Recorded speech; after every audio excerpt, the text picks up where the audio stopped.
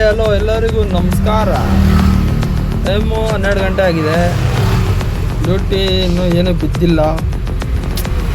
ಇವತ್ತೇನಪ್ಪ ಡ್ಯೂಟಿನೇ ಬೀಳ್ತಿಲ್ಲ. ಆಯ್ತಾ ಎಲ್ಲರದು ತಿಂಡಿ? ಎಲ್ಲರೂ ಕೆಲಸ ಮಾಡ್ತಾ ಇದ್ದಾರೆ. ನಾನು ಅದೇ ಕೆಲಸ ಮಾಡ್ತಿದ್ದೆ. ಫಸ್ಟು ಕೆಲಸ ಕೊಡ್ತಿದ್ದೆ ಅಂದರೆ ಅದೇ ಬಾರ್ ಬಿಲ್ಡಿಂಗು.